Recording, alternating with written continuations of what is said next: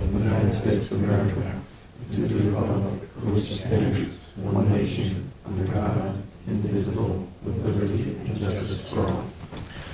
Okay, welcome everybody to the regular meeting of the Board of Trustees, the beautiful town of Southampton here on January 23rd, 2023. Just after 1 o'clock, I will ask the Secretary Treasurer to call the roll, please. President Scott Horowitz. I am here. Secretary Treasurer William Pell. Present. Edward Warner Jr. Present. Ann Walker. Here. And William Parrish. Present. All right. We have a quorum. Everybody is here. I'd like to welcome any and everybody, I should say, that's on the Zoom. Just for informational purposes, our next trustee meeting, and it's the sole meeting for the month of February, unless there's some reason to call a special meeting, will be on February 13th, 2023, 9:30 a.m., followed by our regular meeting at 1 p.m. We have some meetings for acceptance. It's the meeting of December 19th, 2022, 1 p.m. I'll give you a second on that, Scott. Seconded by Trustee Warner. All in favor? Aye. There's been some communications. I will dispense with the reading of the communications. Each one of you received it. You can read that at your leisure. Second. Seconded Trustee Warner. All in favor? Aye. Okay. Public hearing. Public hearing for... Notice of public hearing for Christopher Dunlap. Huh? Sorry, did you want to give an update on the DOT? Someone asked for a public update? I think we did that already. Oh, we did it earlier, yeah. And I don't think we did it in exec. I thought we did it publicly. We did. Did we not? On the No, DOT? we did it in exec. Did we do it in work session? I thought we did it outside of exec, but I guess you're noticing we did. You're referring to the easement? Yeah. Yeah, if you want to give an update, again, it can't hurt, I guess, to give a second update. Yeah, sure, no, it was determined that the James, can you put that area up on? New York State had he's appropriated talking an about. easement Can you find it quick? in property owned by and still owned by the trustees to do certain work and widening a roadway and doing some underwater drainage and things of that nature. So trustees do still own the property. It's a permanent easement that New York State holds.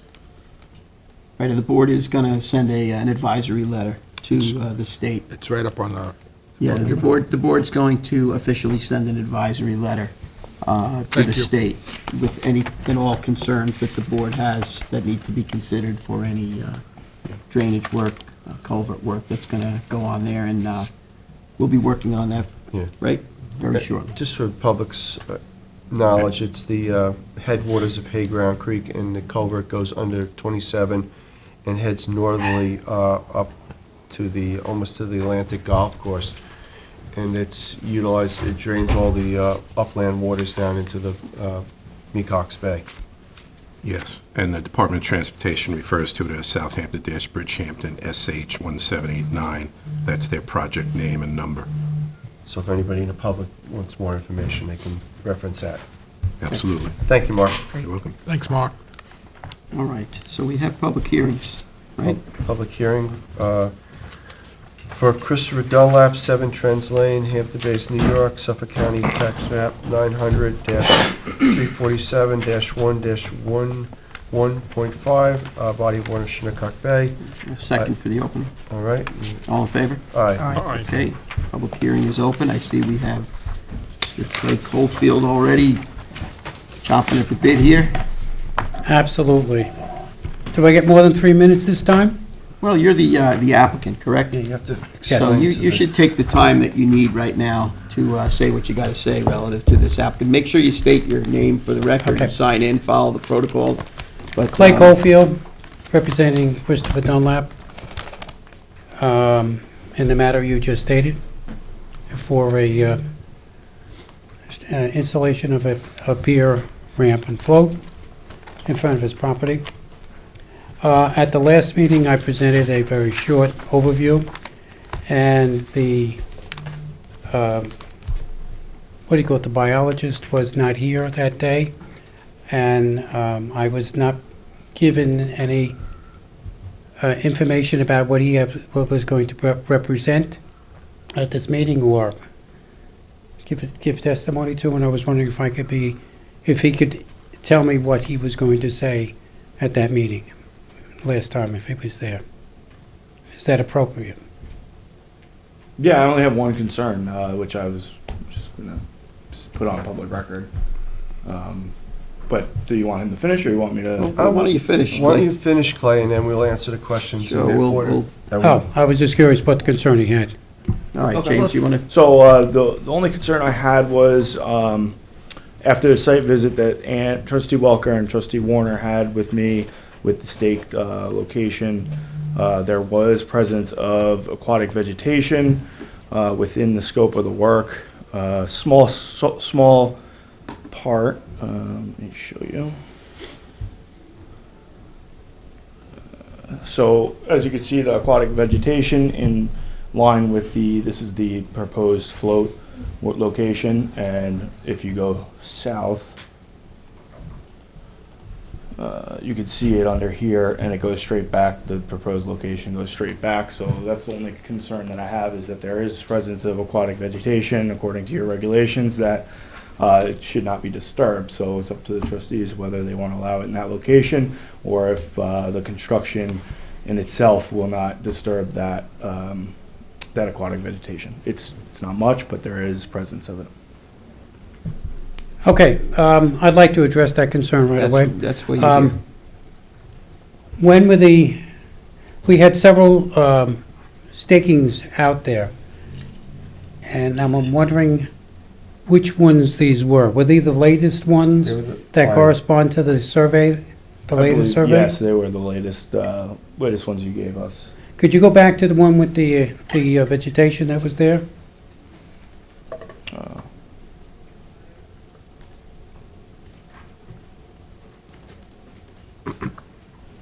What kind of vegetation was that?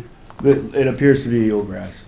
but All right. It doesn't, in the regulations, it's any aquatic vegetation. No, I understand that. including eelgrass. Now, when I videoed that all the way through, I didn't see this. All right, and the surveyor didn't see it. You had two surveyors out that day, and they didn't see it.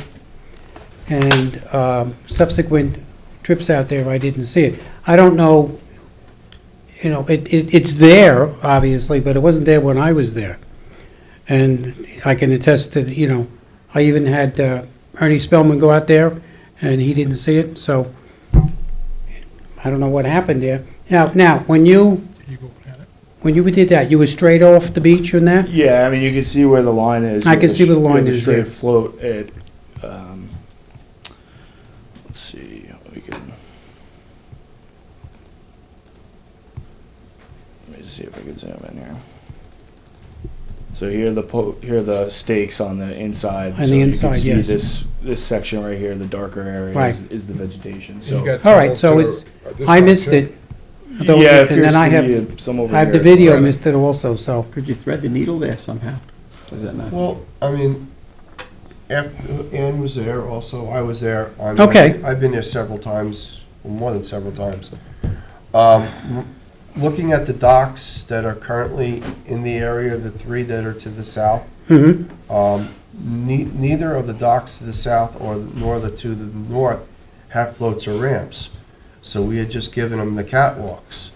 And, if you're going to utilize that method of installation with a catwalk and light penetrating decking, it would be, you could put a small catwalk there without a float or ramp. And that would have the least negative effect on the bottom and the eelgrass in the area. All right, so the catwalk would be still over that vegetation. Yes, but it would be over the vegetation with light penetrating decking. Right, that's what I have in the That's why we plan. utilize the light penetrating decking in order to allow the submerged aquatic vegetation underneath to exist. Right, and that's what's stated in the permit paperwork that I gave you, was that it would be a graded surface on the deck. Yes. On the elevated 4 feet above, which is the state's requirement at low water. But I think. And then the ramp and the float would be passed in the clear area where there is no vegetation. I mean, and we had discussed the application of putting the dock in. If Right. it's gonna be jetted in with a pump, it's gonna disturb the eelgrass. If it's gonna be vibrated and it has Are going to be vibrated in, negligible minimum disturbance, disturbance. minimum.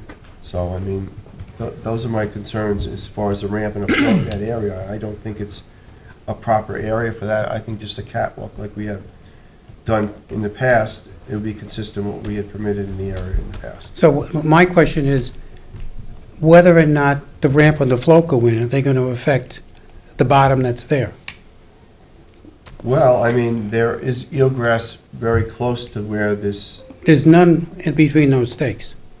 no, but offshore where the float is. Of course, there's offshore. There's offshore in area. That 3.5 to 4 feet of water, it seems to grow very nicely. Yes. So, no, I'm just questioning your rationale as to not having the ramp and the float. That's my only concern here. I think, well, personally, I think it's trying to be consistent with what we have permitted in the area in the past. Okay, I can see There are that. 5 other docks there that are just catwalks Right, with no ramp and no float. all right. And that would allow the homeowner access to the bay. just like the Okay, other so property if we owners. put the catwalk in, can we extend it a little bit further? So it's well past that vegetation? Where's the hydro surveys? Because can you There's put those up? We a gotta look at that. 135-foot pier line there. So if That's you- total, that's a total from the high tide mark to the end of the project. right, we so if gotta we look at take the off depths. 30 feet of that, then that would be approximate the end of the pier.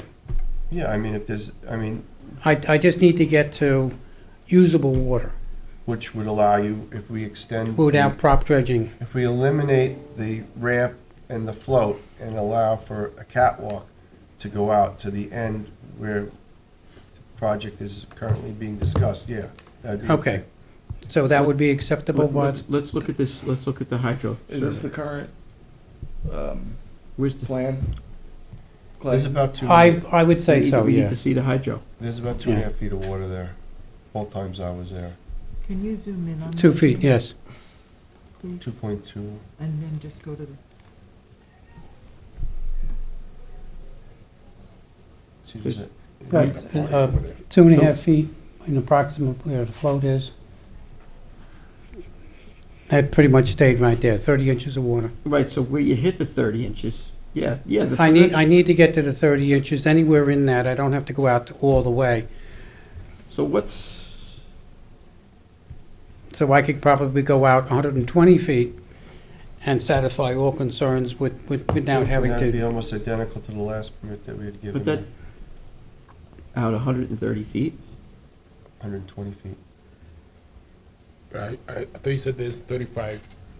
There's 30 inches of water there. and the pier line is 135 feet. That was 130.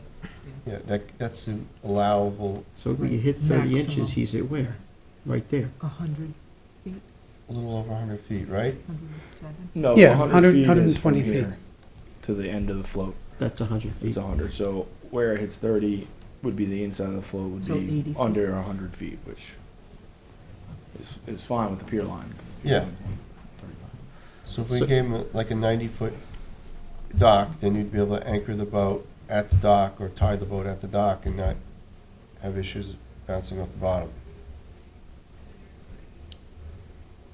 What do you mean? You would bring, you always take the depth of water at the inside of the float, Yeah, and that's what he's at now. I mean, he could probably bring it back to this 30, which is the end of the catwalk. but I'm looking to put a boat there also in place of the float. So You mean a mooring? No. No. To tie it. tie it to. You mean replace the float with continued catwalk? Right, yes. So you could put on either side of the pier, a boat, two A vessel, boats, a which is vessel, yeah. allowable. And Yep. it'd be Oh, so fixed instead four of. you four wanna go piles fix- to hold fix them it. off. Yes. Which would be consistent with the 3 docks to the south and the 2 to the north. So a fixed dock with a couple pylons. Yes. That's it. So what length would the board be willing to go? But you don't want to go any further than the 30 inches. Yeah, but you want to, if you have a boat there, a 14-foot, a 16-foot boat, Well- you want to make sure that that's in, Yeah, he's got a 19-foot boat now. So a 19-foot boat, I mean, even if he was, if his, 2.5 feet of water. like 90 feet. So we say 100 feet? I mean, if he's gonna be bow in, Yeah. what kind of water is he drawing over there? You know what I mean? It's like, About 18 inches. It's like 120 And feet? nobody's got any floats over there, huh? No, No floats. They have boat lifts? no. I'm just looking at the eelgrass bed lines to the north and the south. Yeah, but this is gonna be out of, when we put it here, that's why we swung the dock over. We're out of the eelgrass beds. The ones to the north are much closer to shore, the ones to the south are much further offshore. So where, James, where on that plan does 100 feet start? At the high water mark. I mean, is there yeah. benefit to having a High seasonal water's changed. float? Is there benefit? I think this is the ramp and the float seasonal.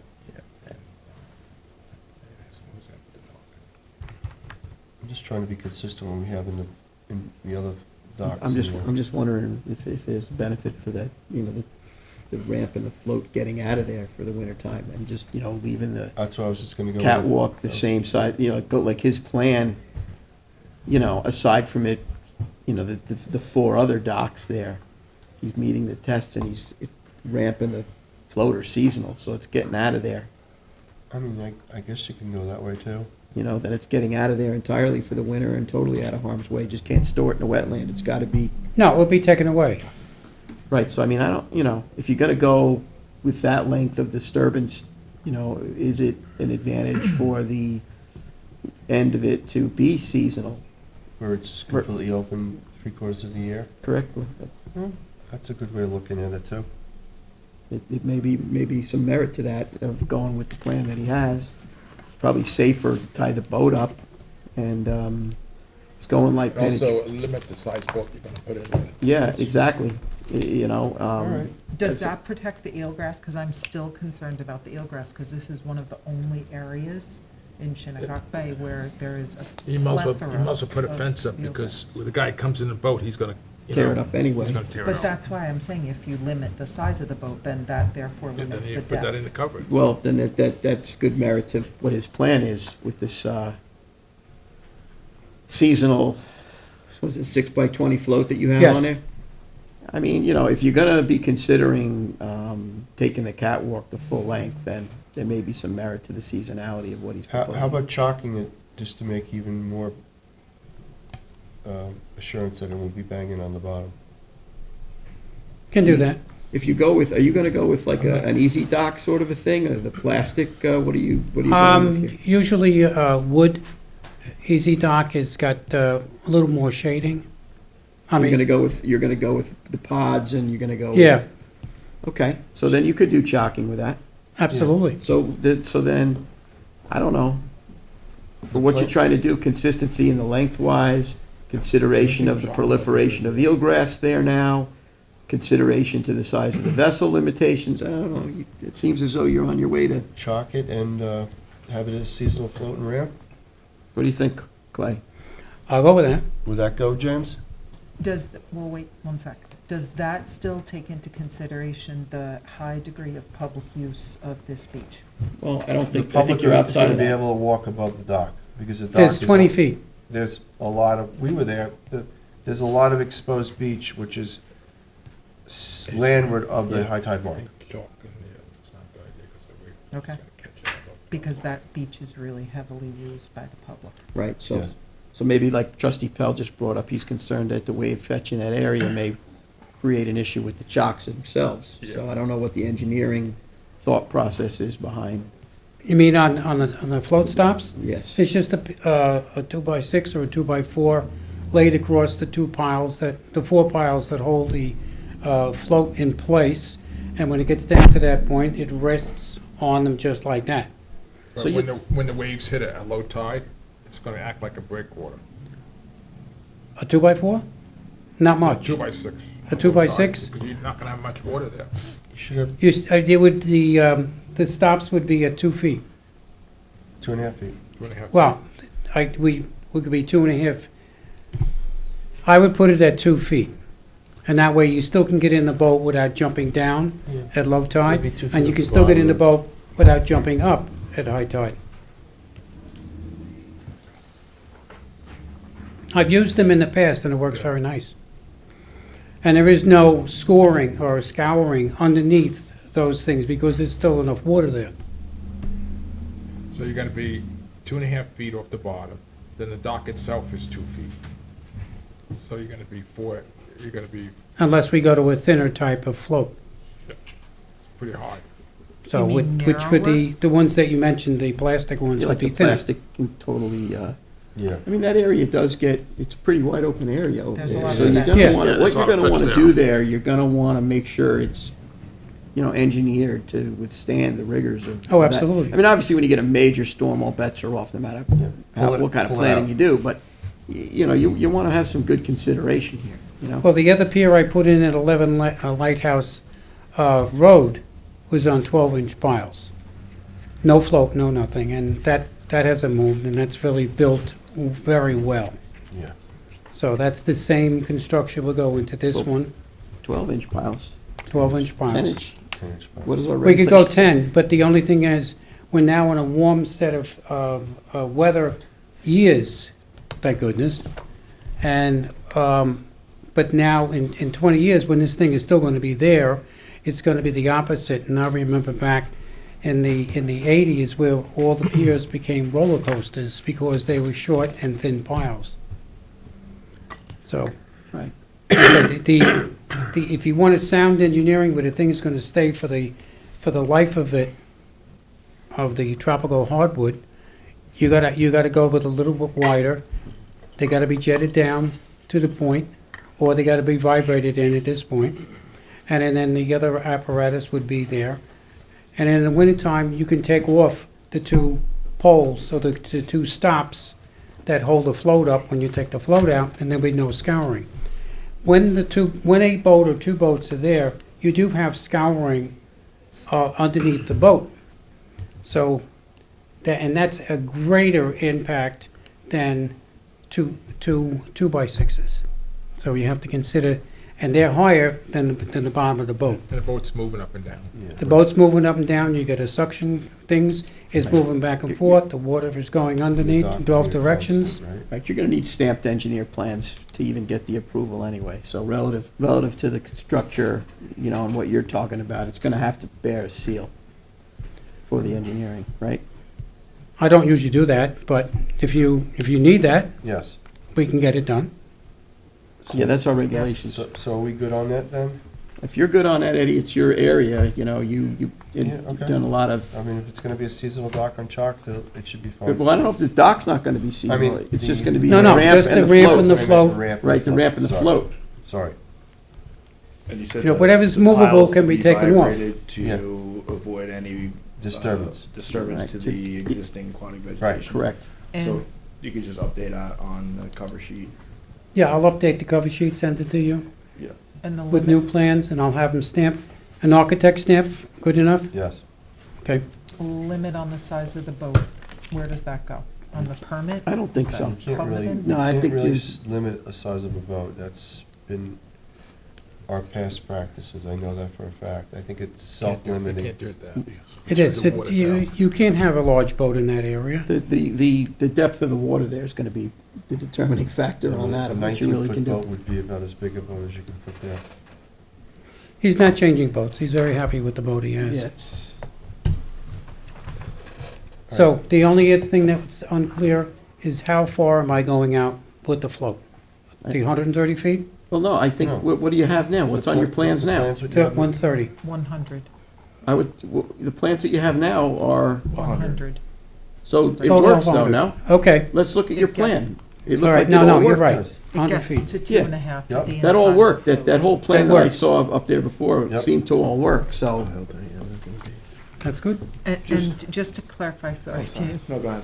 the pile diameter, 12 inches. Well, but No, that's, they're that's, 8-inch no, piles. that's outside of the spec of the Blue Book regulations. I think you need to take a look at that. Your 8 is your max. Right. 8 is. For residential.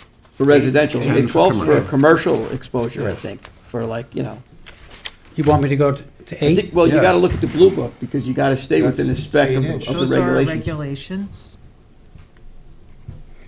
If you think that there's a 8-inch piles, merit, right, Jim? if you think there's merit to what you're talking about, that would really require a Blue Book regulation change to allow for higher poles based on additional considerations, but the Blue Book's published.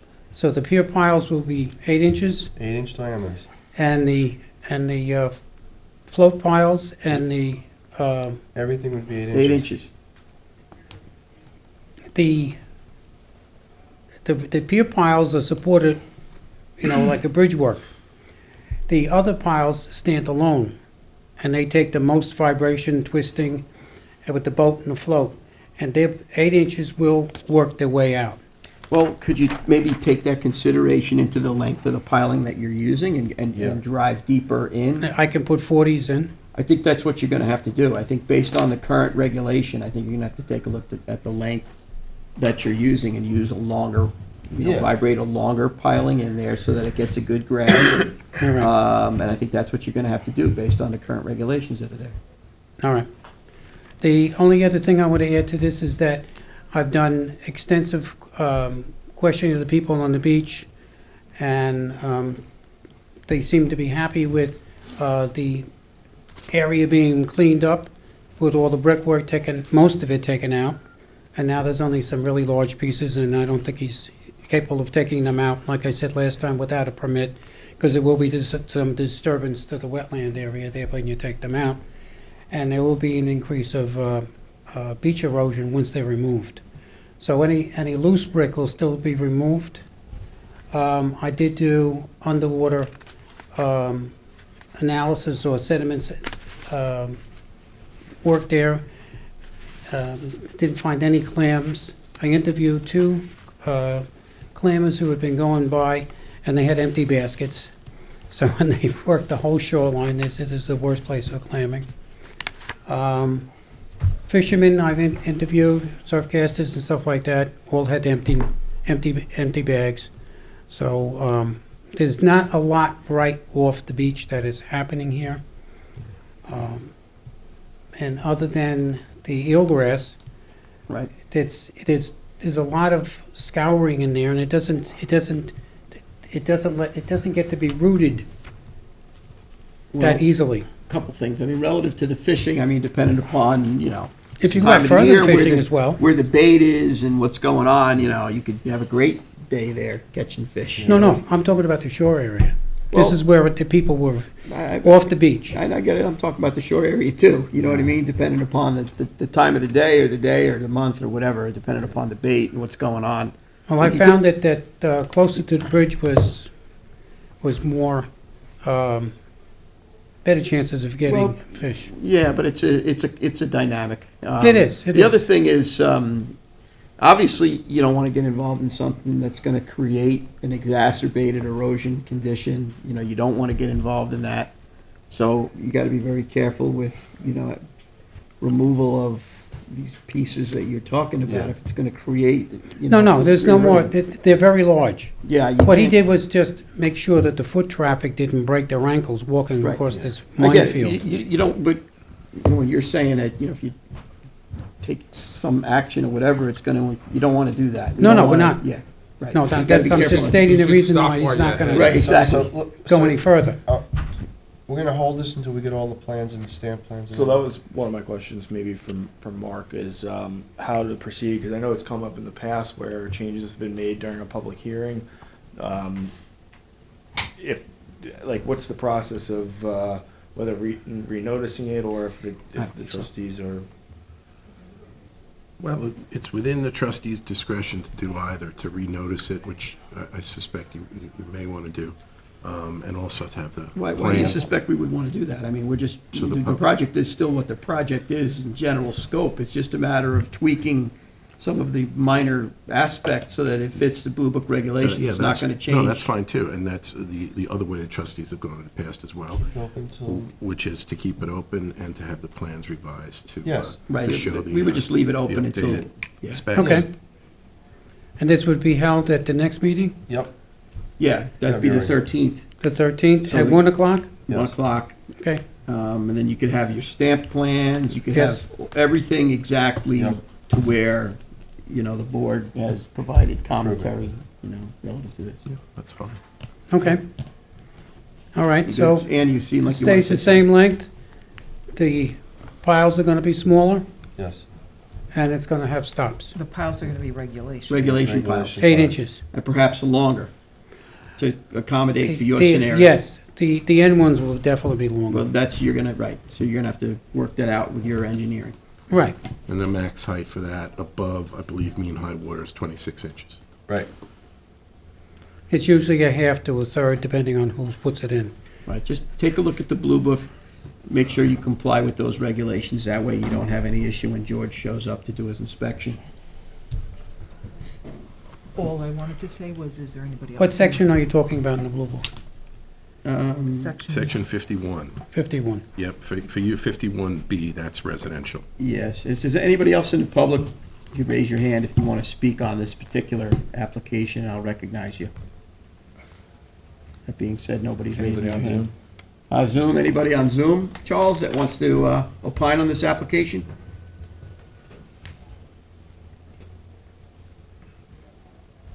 You don't see any hands, Charles? No hands, Charles? No, Charles? Sorry, sorry. There's nobody on Zoom. Okay, Thanks, Charles. thank you. Thank you all. All right, so Thank you. Table it to the next February 13th. meeting? Second. seconded by trustee Pell, all in favor? All right. Aye. All right. Okay, we have another public hearing. Public hearing on the amendment of the rules and regulations for management and products for the town waters, considering amending the management under Article 7, Section 47, permits required. I'd like to open that public hearing. Second. Seconded trustee Pell, all in favor? Aye. Okay, So anybody here? I think that this was about, Mark, you want to give a synopsis of what the just cause for this public hearing was? Survey. Yeah, absolutely.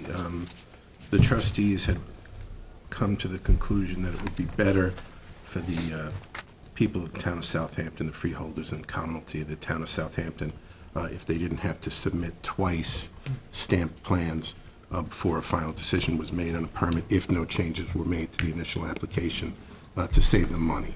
So that's essentially what this amendment does. Otherwise, the wording of it is almost exactly as it was before. Okay, so the public hearing is open. I see some folks here in the audience that I believe want to address the board. If you'd like to address the board, if you could please come up to the podium, state your name for the record, sign in. How many other people are here that are interested in addressing the board on this particular public hearing? Nobody.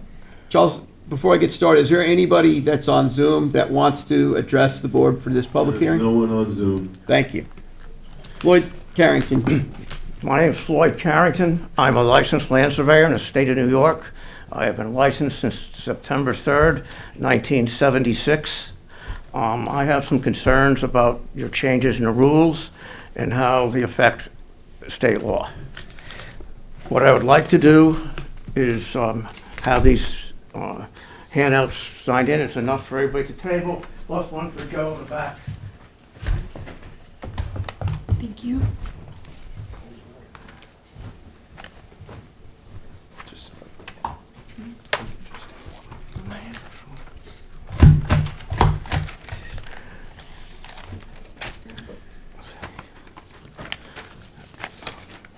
Let me just get a pen for a second so I can sign it. We have a pen. We have one right here. You want? Pass that stamp one back. Sorry, guys. That one- Here's one. I apologize. Okay, we knew on the job. I am new. Don't do it again. I won't, I promise. One more. One more for you.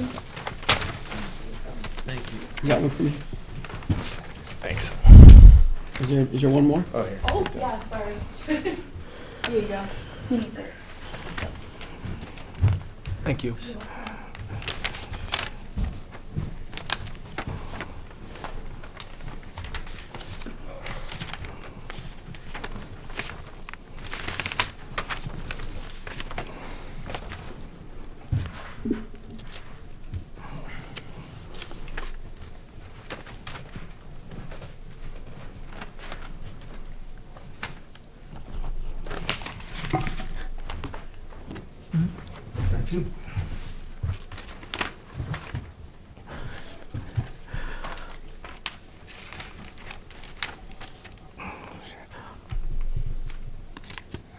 would you like me to start, or you want to review this a little bit more? You could go ahead and All talk, right. Floyd. The first concern I have dealing with Resolution 2013-15 is the definition of design professionals.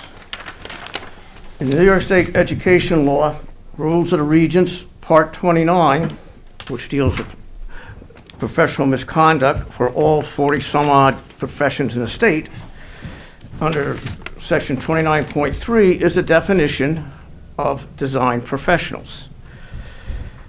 And it says that the following professions are design professionals: architecture and landscape architecture, engineering, land surveying, and geology. Since this is a state rules, I don't think the trustees can pick and choose which professions they want to call design professionals. And the second part is, if I am wrong on that, land surveyors are probably one of the most people more involved in the other professions in here. They should be the minimum included, but the whole thing to be correct with the state. Should be that. That's number one. All right, the second one is a blow-up of my title block, and there are 3 paragraphs that New York State requires surveyors to put on all surveys. I blew that up because it's in small print. And the first says unauthorized authorization or addition to a survey bearing the licensed land surveyor seal is a violation of Section 7209, subsection 2 of New York State Education Law, which is the first of the 11 by 17 sheets. And what it's saying is that basically this is a legal document. When you sign and seal it, it becomes a legal document. And it can be only altered by another professional engineer or another surveyor. And it goes through a whole listing of what they have to do. They have to sign it, say altered such a time, and what they did. This doesn't allow environmental consultants or landowners or anything like that to start drawing on a survey.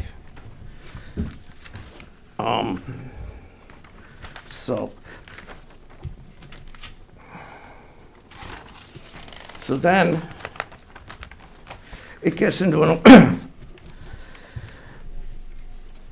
another problem: unauthorized practice, which is a crime. And anybody who allows people or people who are not licensed and starts drawing on surveys are practicing land surveying without a license. When you have a survey signed and sealed by a surveyor. And it is a Class C felony. This is not a slap on your wrist. And these are, I think, some of the things that I got from the meeting 2 weeks ago is that, yes, you come in with a signed survey in the beginning, and then things change. Well, this happens. Either you have a drawing done like from the last environmental consultant that they draw themselves, that's one thing. But when you start drawing on a survey, that's a total other thing. That gets into violation of, actually, it's New York State Education Law, Article 130, General Provisions, Sub-Article 4. And this is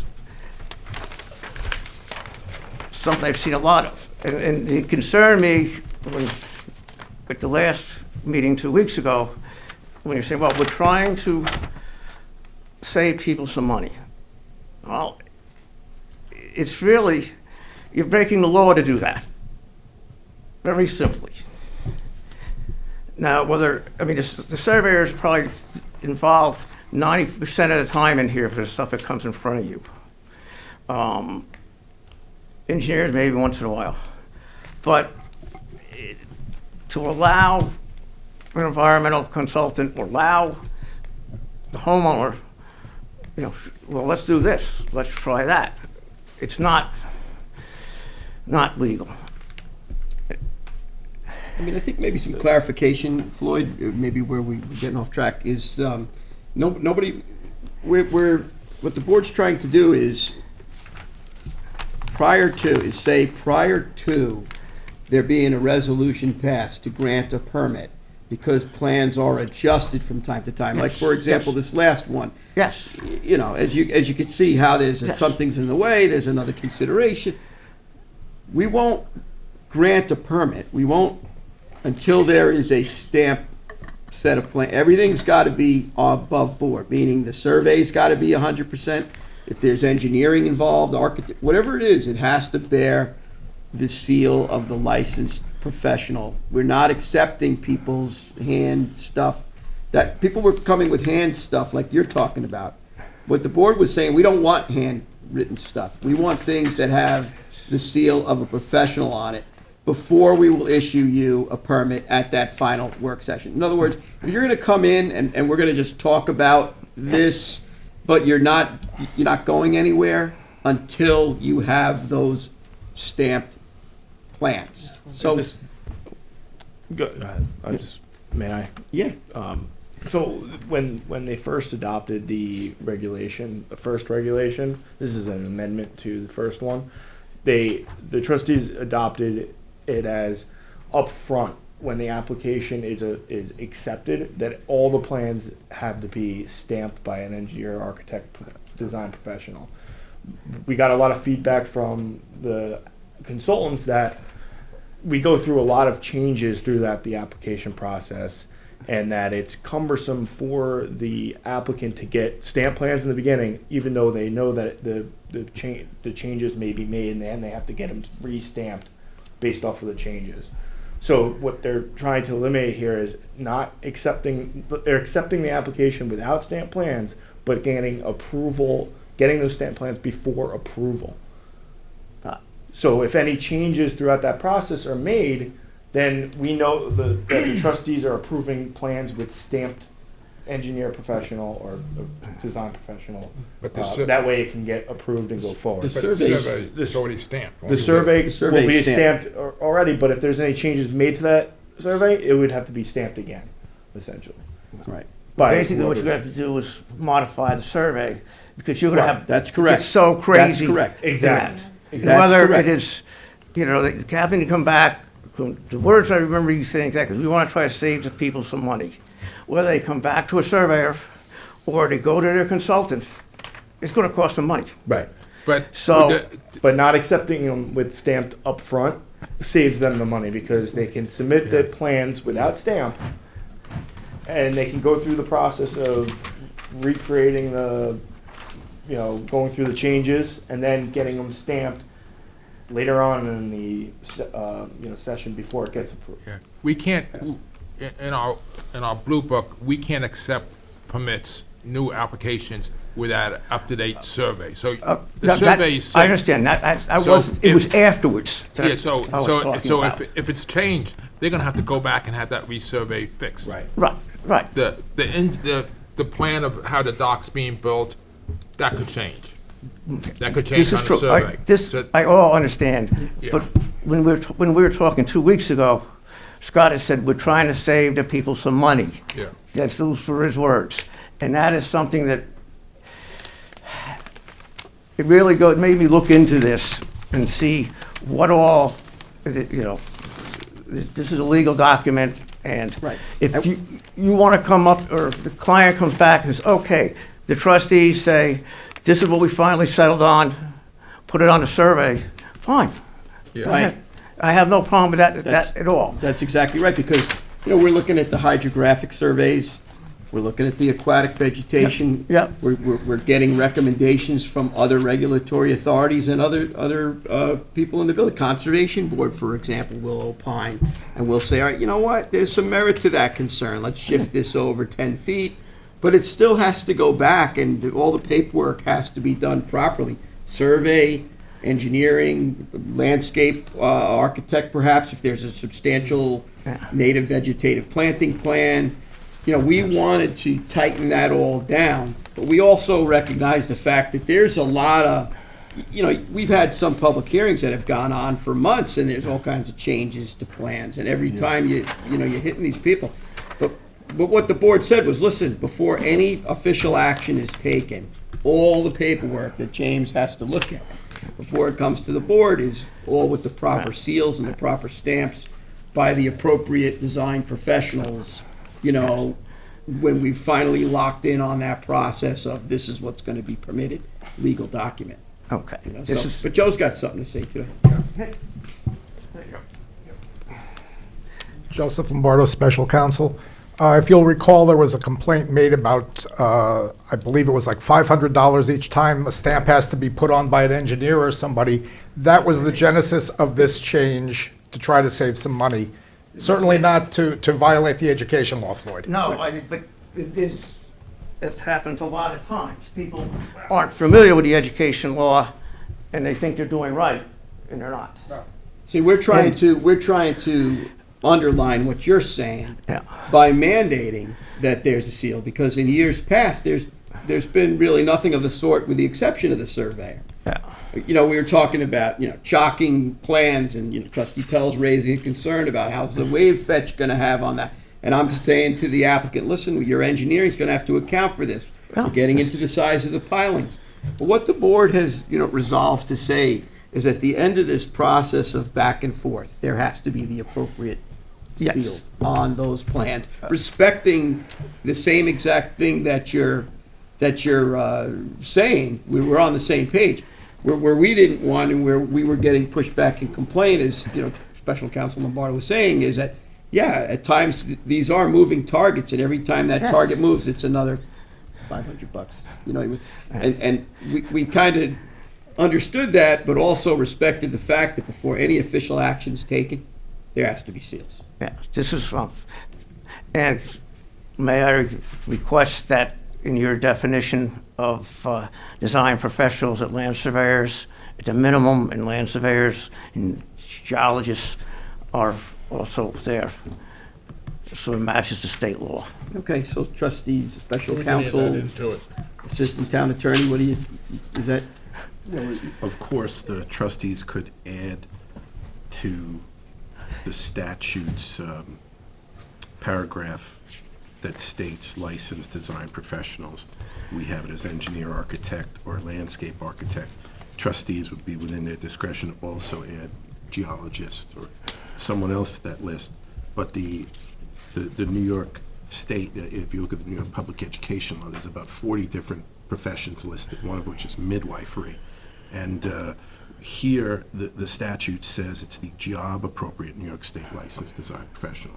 So I think the trustees are within that discretion to keep it as it's written now, engineer, architect, or landscape architect, or to add geology or any other profession you might see relevant. Don't we specifically differently address land surveyor relative to our requirements in require? We did, it's a section that I did not amend, and that's F1A1, which says, in conjunction with any application, 2 copies of a property survey done by a New York State licensed survey and updated no more than 1 year prior to the application date has to be submitted. So we do have a whole separate carve-out for surveyors. I understand Mr. Carrington and I spoke on the phone at least 2 times about this. He sent me a bunch of stuff. There is, I believe your concern is, if a survey is subsequently modified, it can only be done so by a licensed surveyor. Right. No. Or, yes, or in a case Or a of licensed- an engineer Or a who licensed properly engineer, right. does this. So how do we address that concern in our regulations, you know, in our permitting? I think you already have, and James might be able to speak to this as well. I mean, we require a survey. We require that initial drawings and plans drawn to scale are stamped by, either at the beginning or the end, a licensed engineer or surveyor, or the appropriate design professional if it's a small landscape architecture project. The only difference with this amendment is whether or not they have to do the seal at the beginning and then also again at the end. And if there's no changes to the plans submitted with the survey, in this amendment, they only have to get it stamped and sealed at the end and pay once for it.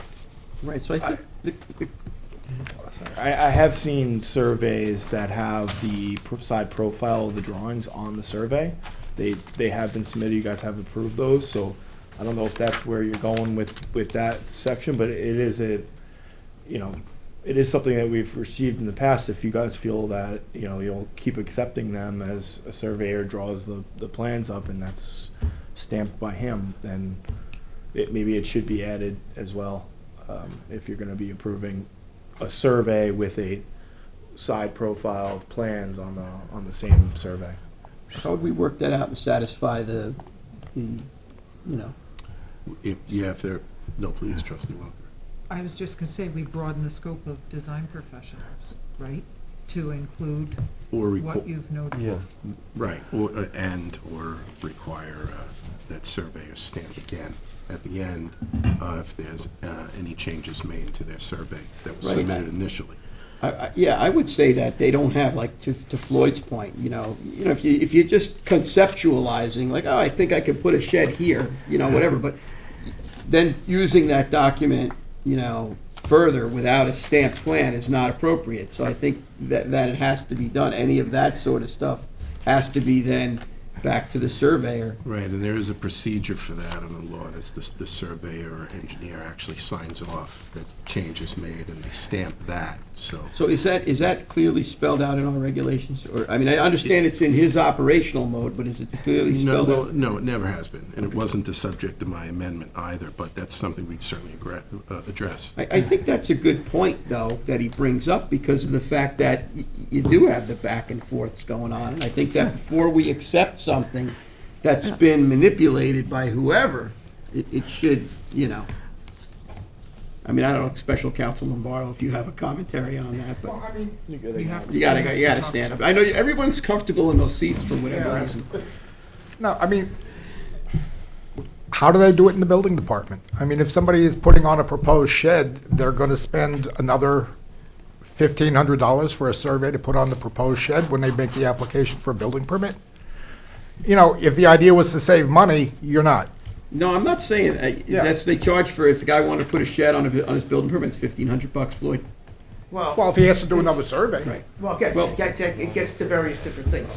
If we've done a survey in the last couple of years, that's one thing. But most of the time, we'll redate, which is not starting from scratch doing a survey. It's looking about what has changed. By law, we have to locate everything that you physically cannot pick up by your hands. Okay. New York State requires us surveyors to pick up anything or locate anything that a person cannot pick up by themselves and carry away. So we would go back and say, okay, well, gee, there's an addition. This thing's like 12 feet long when it was 9, 4 years ago. That's what it's and it's the amount of time involved, drafting time, field time, and all that, what it is. It's not, huge, like starting it all from the beginning.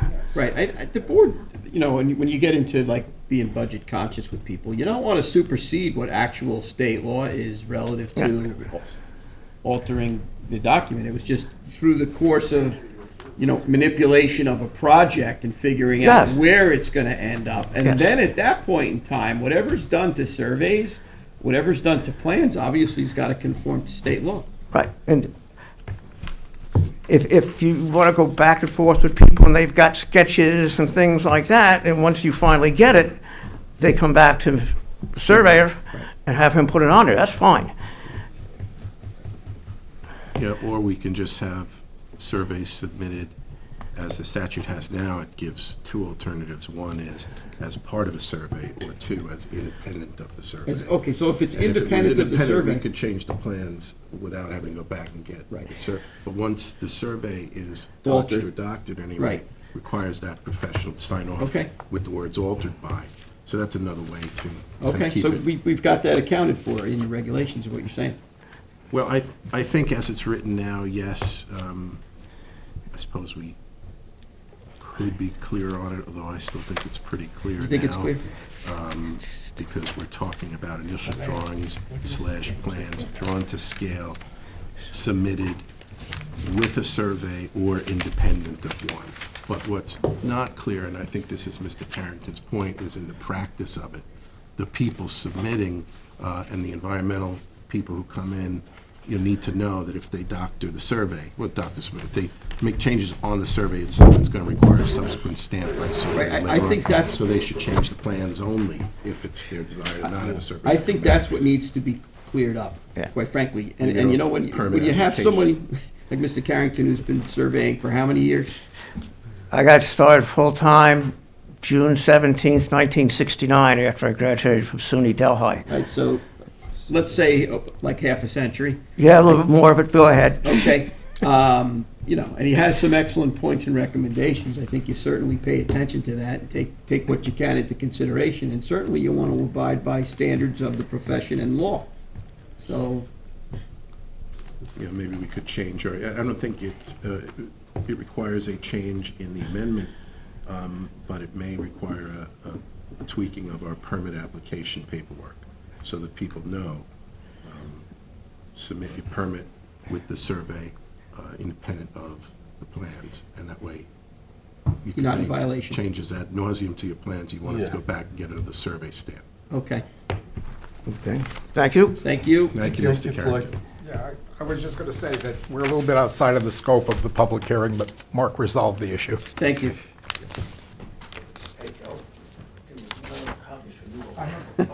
That's a good dialogue. Okay, Is there anybody else? does anybody else want to, I asked that before, and I don't think anybody wanted to speak on it, and I don't think there was anybody on Zoom, but I'll ask it again, in case anybody felt inspired by it. One on Zoom. No one on Zoom? Our ratings are going down here.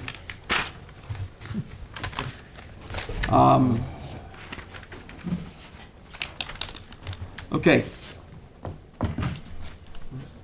All right, so that being said, relative to the scope of the public hearing, relative to any changes that are going to be made for clarification, do you feel a need to maintain this open matter, or you think that it's, No, I think it's fine if the trustees wish to vote on it now. I don't think it needs to remain open. Yeah, I think we discussed it and got to the bottom of the We- issue. we Is did, there a and then you resolution? you feel that you can make whatever adjustments that have to be made to, you know, Yeah, I don't think any need to be made to the, to this, it's just To the- on an to application. the code itself. Yeah, it's in the practice of it and- Okay. and how we notice that. All right, so I would make a motion to close the public hearing. Second.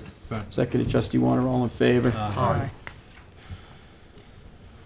Okay, public portion, anybody here that would like to address the board on public portion? All right.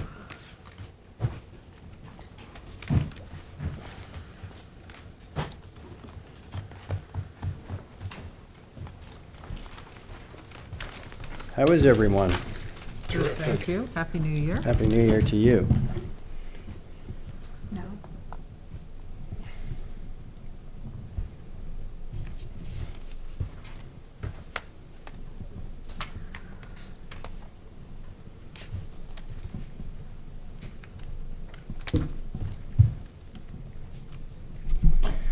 So the reason I'm here today is on behalf of the holder of a current trustee permit for 7 Bayberry Lane in Remsenburg, Kevin Lecter, who's sitting in a highly identifiable coat there for you all to see him.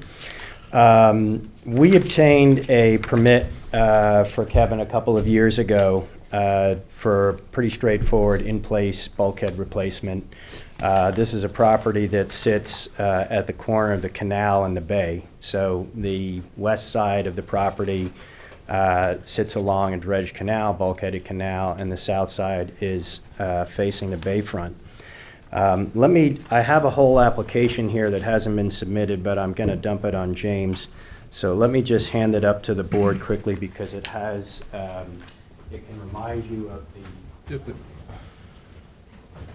sorry, of the proposed plan and some current photographs. In short, it was kind of been figured out as the contractor's been working on this project that the bulkhead really should be raised about 12 inches. It has been, the overtopping of the bulkhead has increased. I met with Ed Warner out there this morning to take a look at it. I had tried to reach Bill, but I think he was away, so I was unsuccessful at doing so. And since this is a highly time-sensitive situation, I got in touch with Ed. Why don't you just come in for an amended permit? Well, I'm getting there. Because this is generally not a public portion. Well, I met with him this morning. They started a project, the contractor's right in the middle of the project, and they realized, and I realized, that after doing a site visit, that it's been terribly, overwashed, and the project needs to be finished because the contractor's right in the middle of working, and they're starting to tear out stuff. So I asked them to come in and see if, to put it on for today's session for a discussion, to see if we can move it forward, to expedite the amendment to a permit to raise up the bulkhead.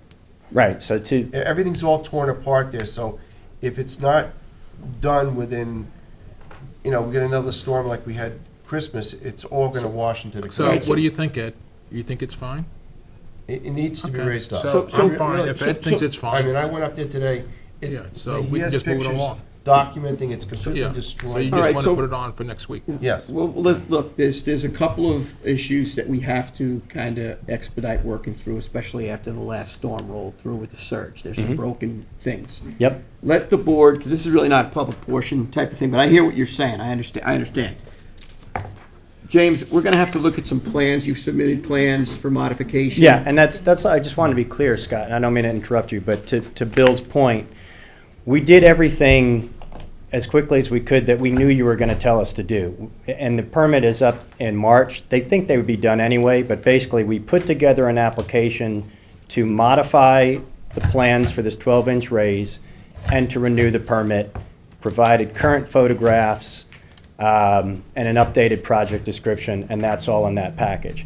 I didn't come here with the expectation that you would stamp it and Right. say good out, but I wanted to put it in front of you and make sure that we provided everything we could possibly provide in case you could look at it in an expedited fashion. Right, I understand, but, I also, I hear what you're saying, and again, I'm going to address that, but I also have to address why we have public portion. Understood. You understand, and why we have modifications and, I the understand. work session agendas, so I just want to keep that all.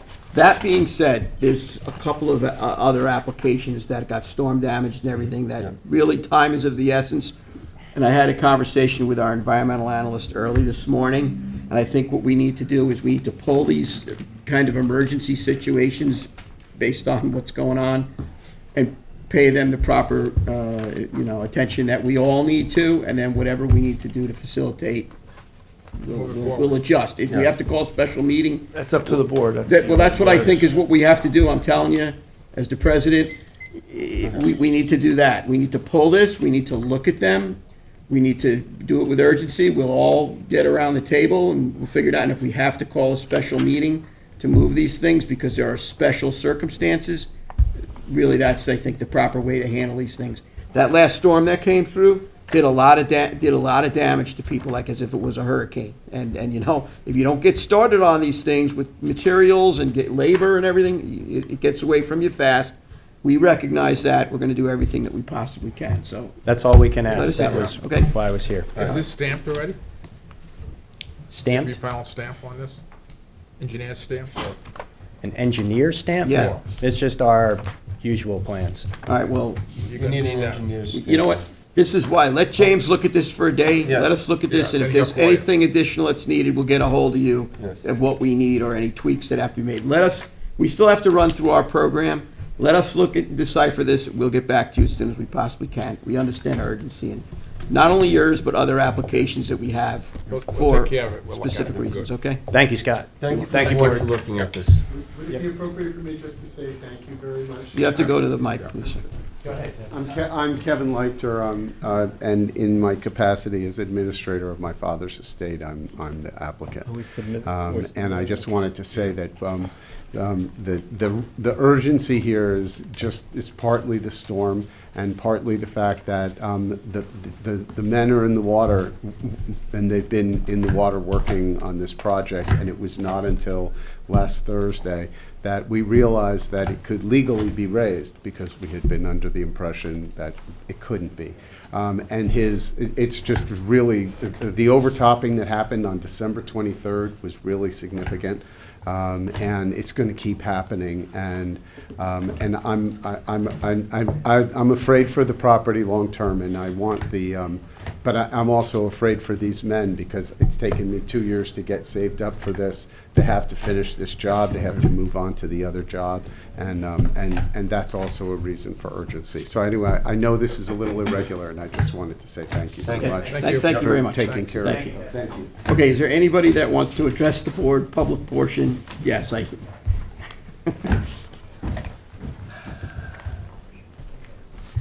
Hello, my name is Will Peckham. I'm here to speak about the proposed regulations for shellfish and seaweed aquaculture in Southampton town. Trustee Horowitz, is this a appropriate portion of the meeting for that? I'm fine with it, yeah. Okay. I'm fine with it, yeah. I just wanted to follow up on some written comments that I had sent over. I've been an aquaculturist for 6 years, and I've been pretty attuned to other kind of permitting processes and other issues that have come up in this area. So, I'm a resident of Southampton town and very excited about the opportunity for aquaculture here. The one point I would like to raise is specifically around the nature of the proposed sites in the western portion of the estuary, in a place where the water quality has been steadily improving over the last 4 to 5 years. But at the same time, I'm slightly concerned as a potential aquaculturist that if aquaculturists are able to take advantage of this program and grow their products in this western portion of the estuary, and the water quality were to be downgraded in the area by New York State DEC, the way that the code is written currently would have the aquaculturists simply dump out their products onto the seafloor where they would then be public domain. And I think this is problematic from the aquaculturist point of view because it's asking the applicants to shoulder all of the environmental risk from something that may happen, such as an outsized rainfall event could trigger a temporary closure, or you could have a toxic algae that's documented there, and then that area could be deemed uncertified.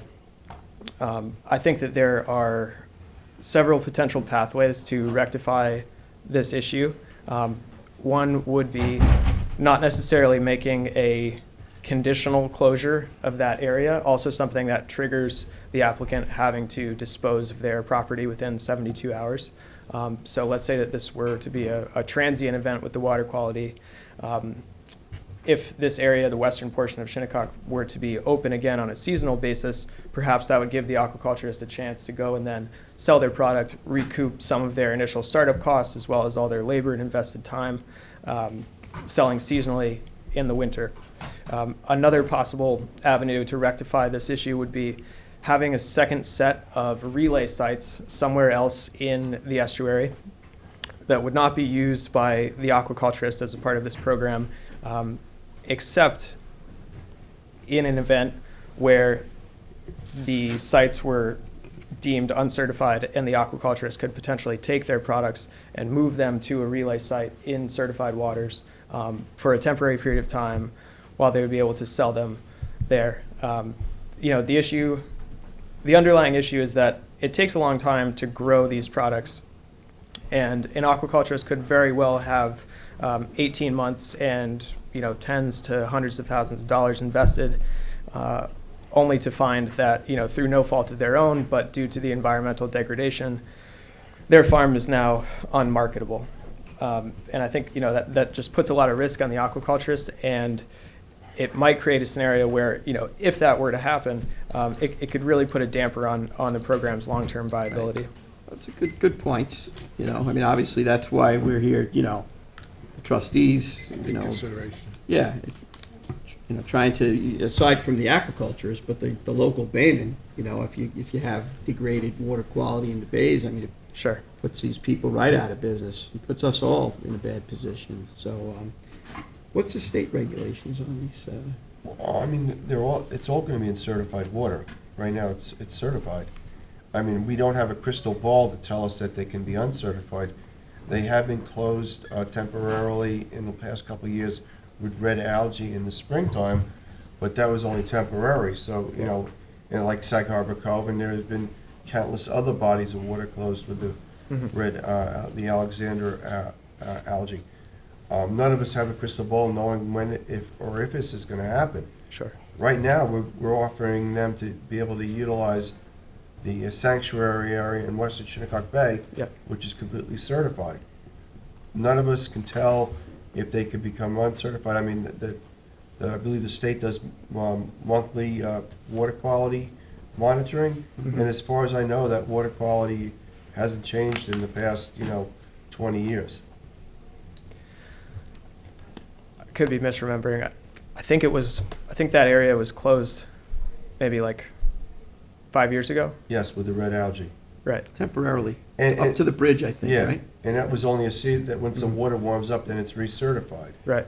And rain closures, if we get a 3-inch rain, everything is closed. Yeah. So, but there's no other threshold under that, like our conditional area at North Sea that has .35. There's nothing under a 3-inch rain. So if we get a 3-inch rain in the town waters, that will be closed as well as most of the other waters. Sure. And that's really, that goes off of the DEC as well. So Right. like, even if it were to close, then they know that they can't sell that product Right. during that time. And you have to report that to the DEC, correct? When you sell when you Yeah. bag your Yeah. your Yeah. You have to catch and tag- stuff like that, just like tag a every lot. normal bayman would Yeah. when they Yeah. dig the clams. If they're digging that or selling that, coming out of that closure, then they can't, right? They're not allowed to dig or sell Right. product that's Yeah. during those closures. So I think it would be the same, it would act the same as. Right. That's what I was getting at. And It's it's gotta be only those are only temporary closures. gotta when be we get state extreme regulation on this. rain events. So the way that the draft code is written right now, it says that this aquaculture may only be done so long as that area is permanently open. It's certified. It's Which is permanently certified. Yes. Not conditional or seasonal. It's not a conditional or seasonal area. It's neither one nor the other. He just said, just in case it does close. He's saying if it or does something. close. If it does close, He needs a plan B. well, I mean, we picked this area because we're going to be utilizing the areas that we already did the sanctuaries. If you want more areas, then we're going to have to Well, then what reopen you a would have public to, hearing and then, Well- look at well, other.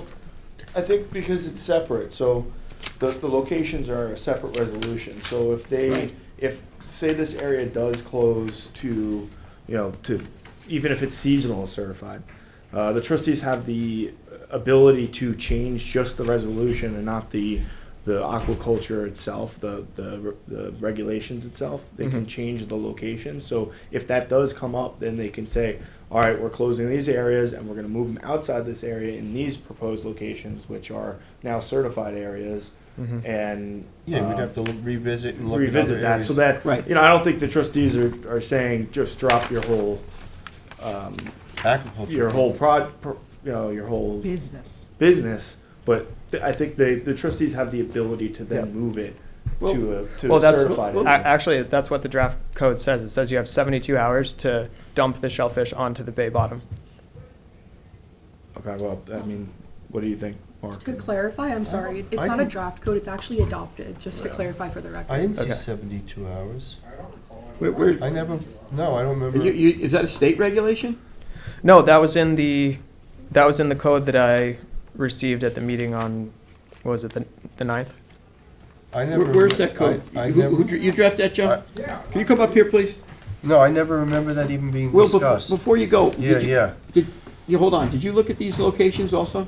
Yes. They look good to you? Yeah. Have you drilled down on that? There were, yeah, I mean, the comment that I had on the locations previously was just to try and create a buffer, Which we did, which you did. yes. Right, okay, so you go with that. Yeah, Let me ask Joe here real quick, just to. sure. This is today's materials. Well, today's material isn't going to help me, I don't think.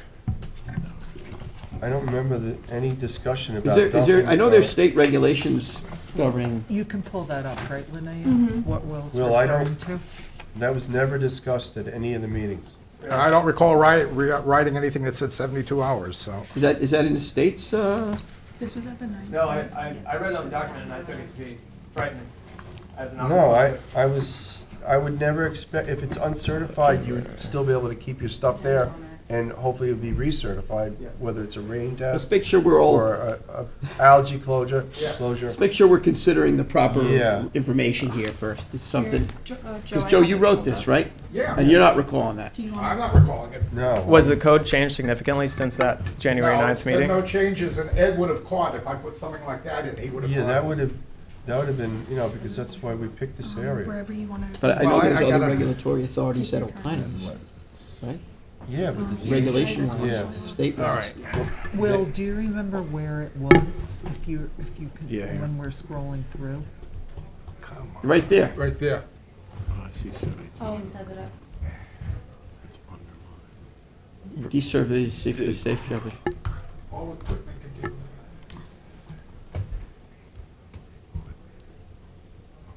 Okay, that, I think, was about something that was brought up by some of the baymen about derelict equipment that was left out in the bay, I think is where some of that came out of.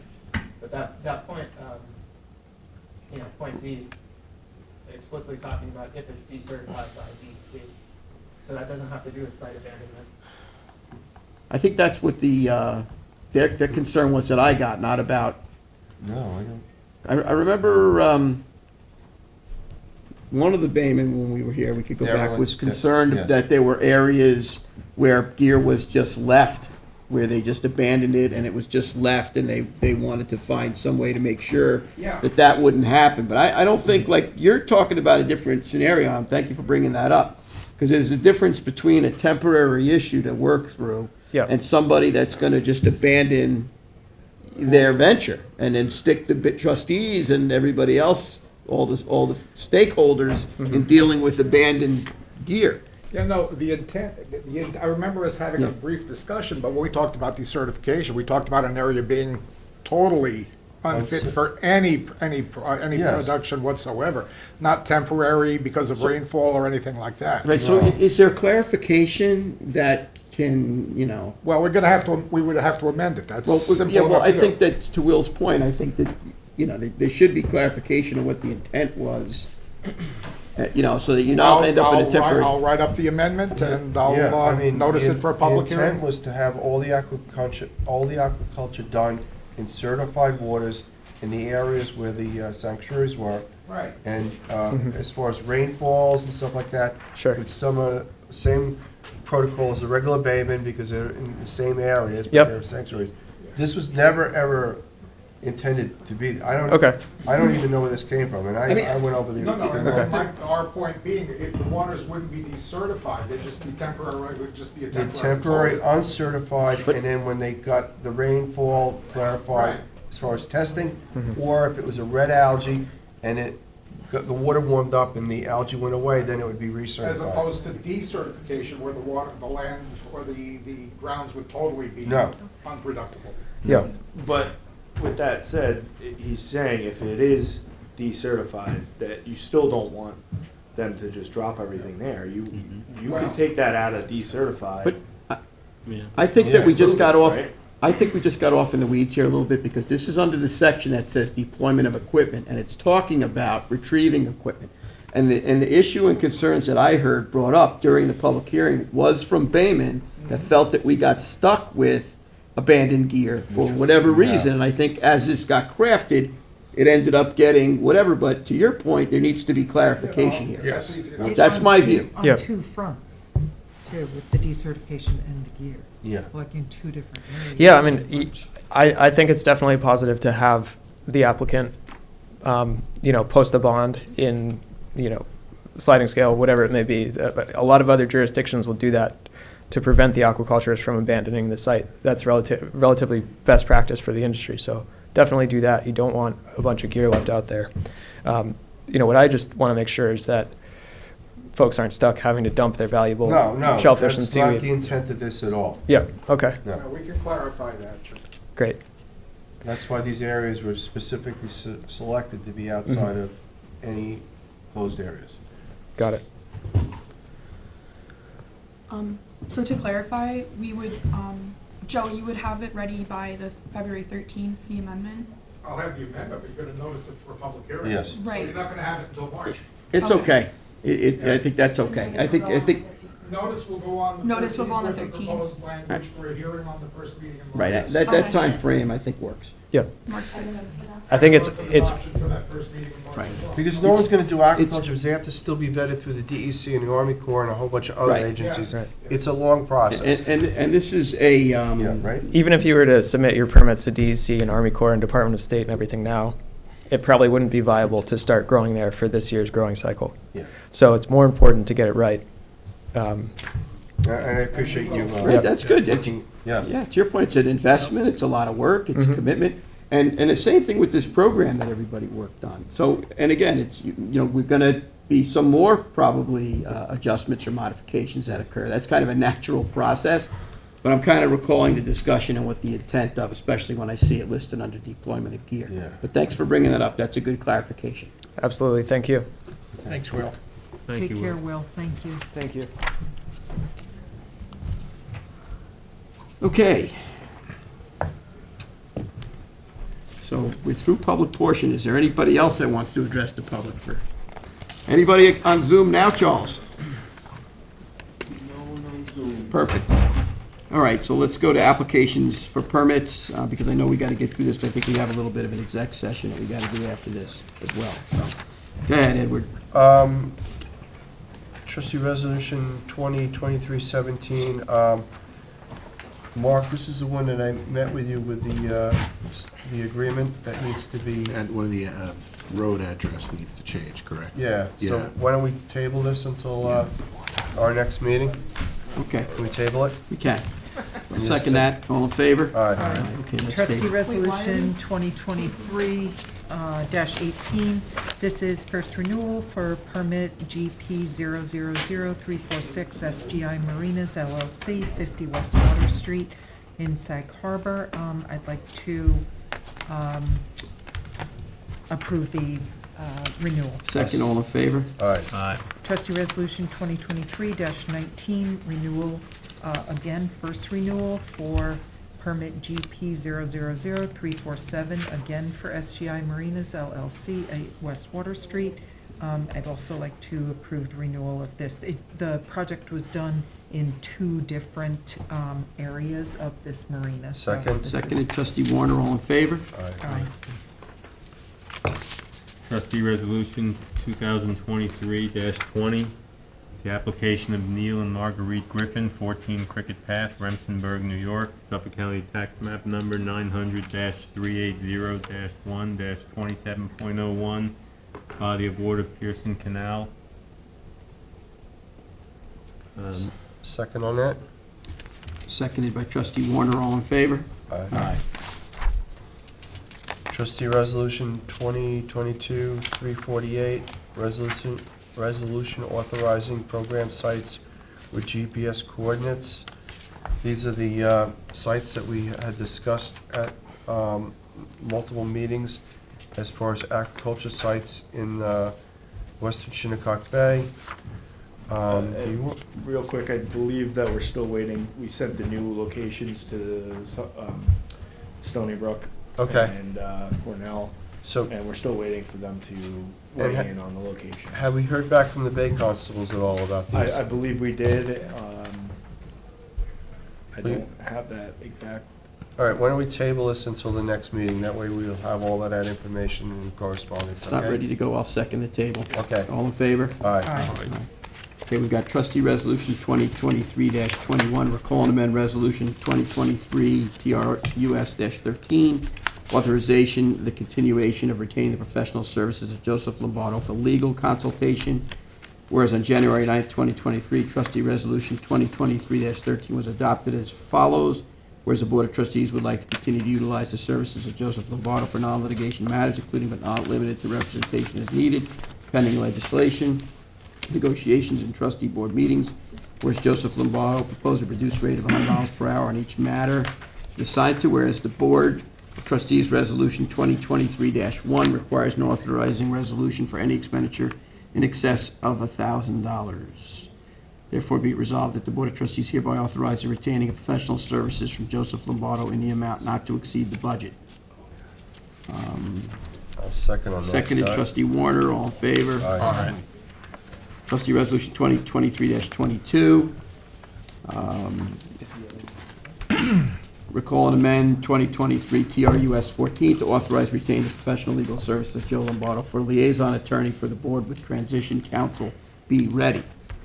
Whereas on January 9th, 2023, Trustee Resolution 2023-14 was adopted, whereas the Board of Trustees would like to continue to utilize the services of Joe Lombardo for non-litigation matters relating to the transition, including but not limited to representation as needed, pending legislation, negotiations, trustee board meetings, and whereas Joe Lombardo proposed a reduced rate of $65 per hour on each matter he is assigned to, whereas the Board of Trustees Resolution, again, 2023-1, requires an authorizing resolution for any expenditure in excess of $1,000. Second. Seconded, Trustee Parish, all in favor? Aye. Aye. 2023-23 waterfowl hunting location permit. 2022-23 waterfowl hunting location application for late renewals. George E. Valentine permit number 96, East Shinnecock Bay. Glenn S. Bullock permit number 8, Mauritius Bay. Second, Billy. Seconded, Trustee Warner, all in favor? Aye. Aye. 2023-24 waterfowl hunting locate permit. 2022-23 waterfowl location permit, return spot to the wait list. Charles Decker, Justine Sheridan permit 53, Western Shinnecock Bay. Mika Maravich permit 227, West Neck Creek. Daniel Sullivan permit 272, Conic River. I just also want to clarify that these people who got returned there to the wait list, that they removed their duck blinds, that they're not still there. Okay. Some That's what I- of them are duck As far boats, as I I think. Yeah, know, duck one- boats. One of them has been removed. Okay, the Bay Constables will have to follow up on that. So I'll give you a second, Billy. Thank you. All in favor? Aye. Aye. Okay, you got Inlet- 2023-25. This was an authorization to retain professional services for Robert Young. The board is still reviewing this, and my suggestion is that we table this resolution. Second. Seconded, Trustee Warner, all in favor? Aye. Trustee Resolution 2023-26, authorizing the retaining the professional services of Joe Gill for consulting, whereas the Board of Trustees would like to retain the professional services of Joe Gill for forensic and other accounting purposes, whereas Joe Gill proposed a rate of $175 per hour on each matter he is assigned to, whereas the Board of Trustees requires an authorizing resolution of expenditures. We would like to retain his services. for Second. transition. Seconded, Trustee Pell, all in favor? Aye. Aye. Trustee Resolution 2023-27, authorize expenditure for the Fish Cove Channel Hydrographic Topographic Survey. Whereas the trustees will obtain a hydrographic topographic survey for the Fish Cove Channel from Robert H. Fox, DBA Sea Level Mapping, in the amount of $2,295. Second. Seconded, Trustee Pell, all in favor? Aye. Aye. Trustee Resolution 2023-28, authorizing the Board of Trustees to waive the 2023 commercial aquaculture mooring application for the Peconic Baykeeper, which is something that we have historically done for Peconic Bay. Second. Seconded, Trustee Warner, all in favor? Aye. Aye. We have Resolution 2023-29. This is the notice of adoption of amendment of the rules and regulations for management and products of the town waters. Article 7, Section 47, to change the requirements for additional design drawing plans submitted with permit applications.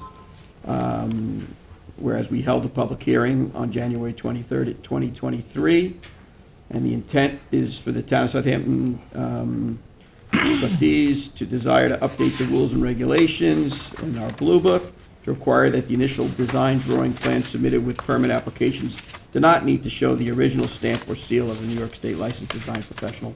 Only the final ones do. Second. All right?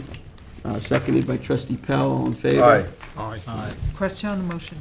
Sure. To Mr. Carrington's point, we still don't include, as the design professional, we still don't include licensed surveyor I thought in that, this. trustee, I thought that, Engineer, architect, landscape Subsection O, architect. subsection 1, 1A1. But that's, We have a but special that's card. separate.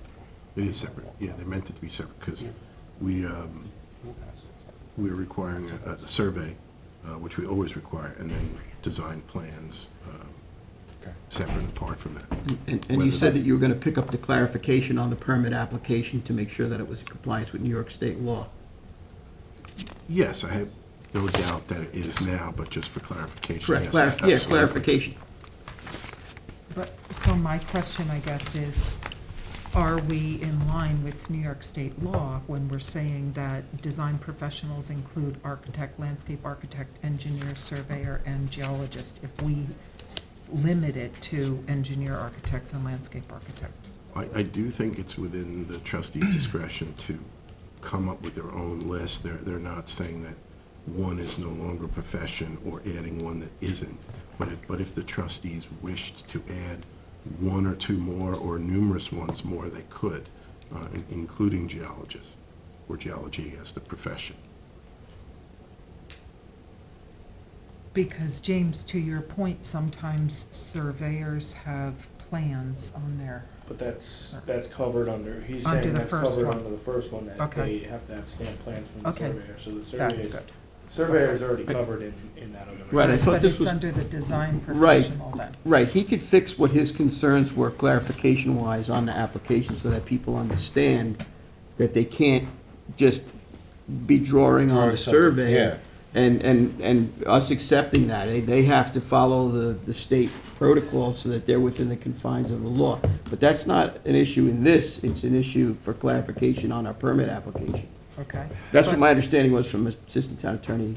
So Mark, just to be clear, if they come in with a survey that has the plans on the survey, it's covered that you need a stamped, it's a stamped survey is legit under that. Yeah, and then when it gets under- changed, a stamp survey, a licensed surveyor is going to have to sign off on that change. Change by, and then stamp it again. Yeah. Why not? If the plans are independent of the survey, and the survey is untouched at the end, you can do whatever they want to the plans, our rule will require the final submission to have an engineer. So they stamp. don't, you have the survey stamped and the plan stamped. Right, the surveys are always going to be stamped when they're Yes. submitted, and the plans will always be stamped by an engineer or licensed surveyor at some point, as long as it's by the end. Okay, so that first, I mean, the second sentence in section FA1, the survey submitted must bear the original seal of the licensed surveyor or engineer, covers the design professional part of the second part. Oh, well, they're somewhat related, but our list there is our list for design professionals, which we could add to. Okay, but it's covered here under, My understanding when we closed the public hearing was that we were satisfactory to answer the questions and concerns could be picked up clarification-wise in a different direction, not relative to this. Am I incorrect in that assumption? No, you're totally correct, and I think it's as it was previously written, because I didn't amend the part on the surveyor. I think it was okay then, and Okay. it's in compliance with the law now as well. okay, I just want to make sure we addressed No, Mr. I think Carrington's we did, concerns. and I think we're gonna further address by clarification on our application. My concern is if we keep adding things to the list of No, no, it's license. cool, it's cool. Agreed, okay. Okay, it's too squirrely. All right, so this motion, I believe, already passed, right? We're already passed? Yes. We're past that. All right. Trustee Pell.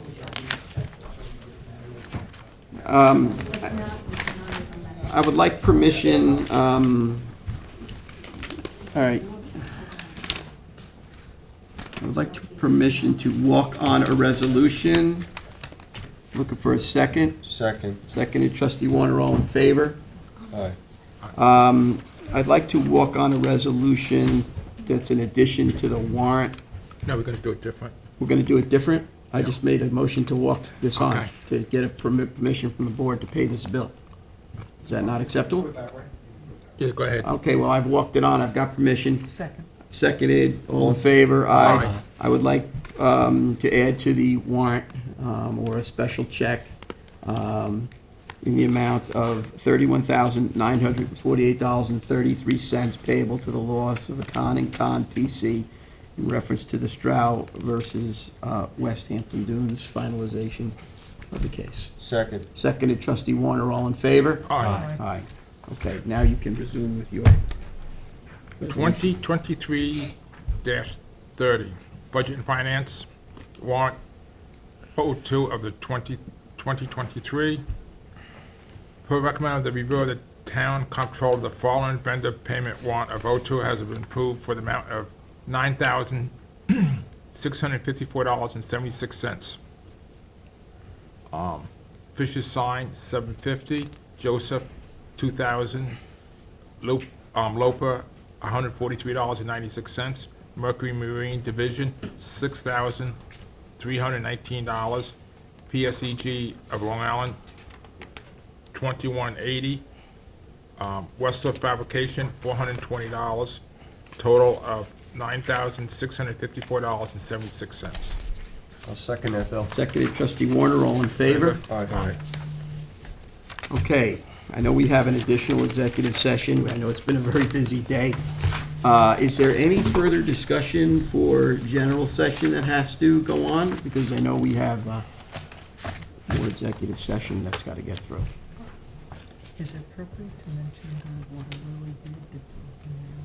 You could mention that if you want to talk about it. That's okay to It's, mention. did you clarify all the questions the comptroller had so that we can get this scheduled? Yeah. Sure, you can talk about that, absolutely. So just for the public's edification, the Mill Pond water lily removal bid is open at this point. It will close in the beginning of February, and after that point, the board will select a contractor to remove water lilies within Mill Pond. Right, I think what's important is that the timing and the scheduling of whoever wins this bid, that it's done at the proper time so the proper nutrients get out of the, right? That all of that is written into the bid itself, into the bid package, where the work will be done between July 1st and September 1st, and that is in consideration of peak biomass. Right. Because the quotations that were calculations that were done were at peak biomass, so that the maximum amount of nutrients is removed when the water lilies are selectively Correct, cut. all taken into consideration. Okay. Anybody else have anything that's pressing? Because I know we have exec. That being, huh? I'm good. Okay, that being said, I'd like to make a motion to adjourn. Thank everybody that participated today. Second. Go into exec for the discussion of litigation and personnel. Seconded, all in favor? Aye. Have a nice day, everybody.